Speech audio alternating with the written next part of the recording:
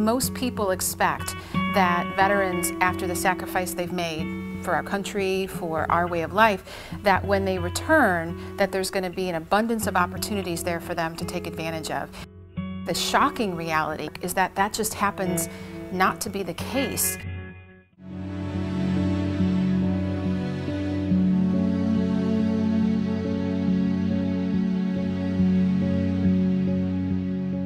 Veterans lead the nation in homelessness, depression, substance abuse, suicides, and we're right up there in joblessness as well. And after having spent 38 years knowing those youngsters while they served in uniform, that statement was a real kick in the gut to understand what that meant. For a significant percentage of our returning veterans, I think that most of us blissfully are unaware of the real cost of fighting for our freedom, and that cost is borne most heavily by the soldiers that are returning.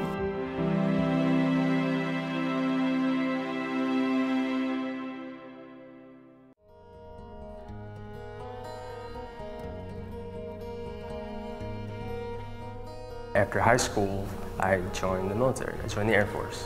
I went to Iraq five months out of basic training. I had to learn trial by fire, I guess. It was an experience, not necessarily a pleasant one. We got mortared about 3 or 4 times a day. We had to worry about sniper fire in certain areas of the base. I'm not gonna lie, I was scared. In the first 2 weeks there, I couldn't sleep. After a couple weeks, you know, it either hits you or it doesn't. You gotta put your faith in God and just hope that it doesn't happen.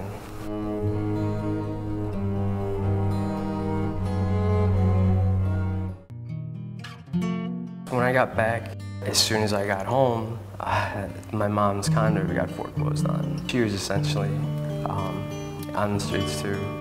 It was a nightmare, to be honest. Sometimes I couldn't sleep. Like I had insomnia. I would wake up sweating. I went to a vet center and they said that I had PTSD and generalized anxiety disorder. I was bouncing around for about 2 years, different people's homes. You know, first family, then friends. Then I lived in my car for like the entire winter.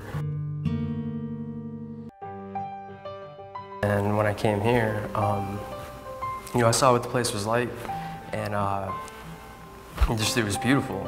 They've been helping me a lot with my resume, with interviewing skills. That's one thing that I was sorely lacking, because I had one job pretty much since I was 18, and that was all I knew. You know, they didn't teach us those things in the military. And then when I got here and I saw the sign out front, I saw Hope Manor, and then when I actually saw the place and that I could stay here, you know, it's the perfect name for it, because after so long living on the street, having no hope whatsoever, it gave me hope for a better future, a better me. You know, these veterans, they come back and, you know, there's just not a structure to help them assimilate back into society. So many of them come back with mental illnesses or physical illnesses, are jobless, you know, trying to keep their families together.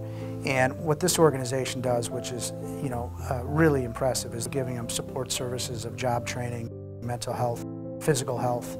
All of that, it helps them get back into society.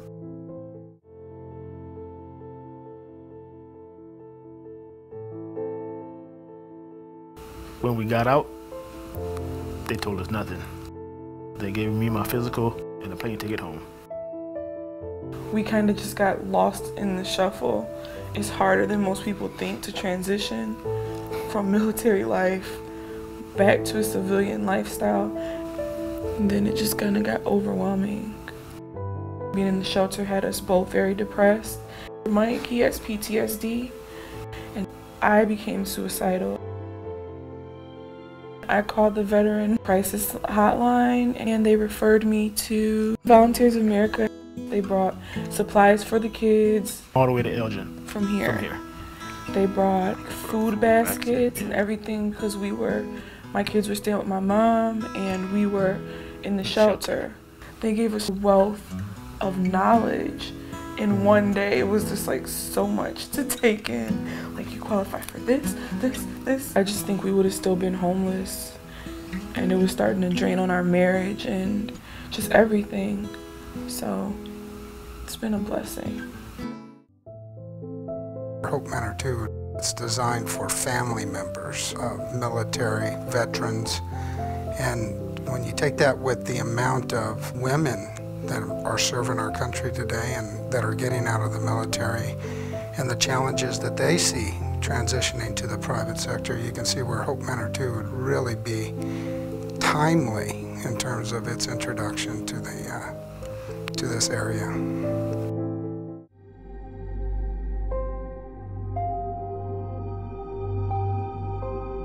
I was in the Navy for 10 years, and I served in the Gulf War I, the Somalia War.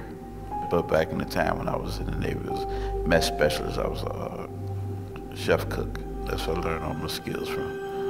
I was caught up in the downsizing, so I had to get prepared for civilian life. And that was back in 1995, and they had us go to a class for a few days, how to prepare yourself for the outside. And I was like, how can you prepare what you did in 10 years all into a few days? So it was hard for me to adapt to it, so I didn't know what I was gonna do.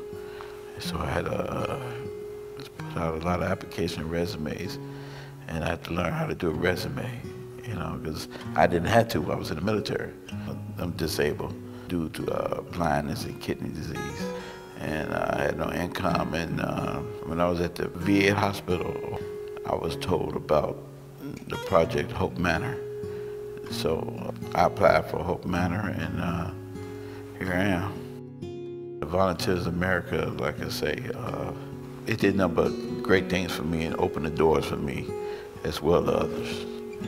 It's something that you say, hey, I fought for my country, and it's something I will never take back, and I'm proud to be a veteran. And when people come and say thank you, thanks for serving, it just makes you feel good as a human being.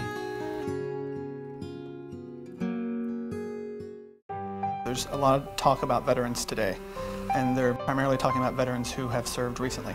But what the needs are for an individual who was just in the military is going to be very different from an individual who served 15, 20 years ago. Nonetheless, they served our country and deserve our respect and care, and certainly opportunity to pull their life together.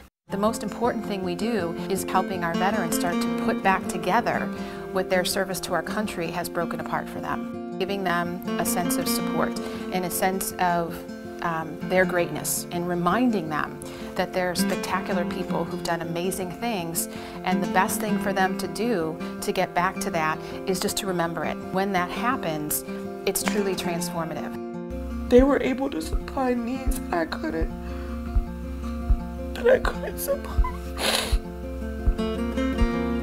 So I would say Volunteers of America gave me life again when I couldn't do that for myself mentally because of the depression. So life.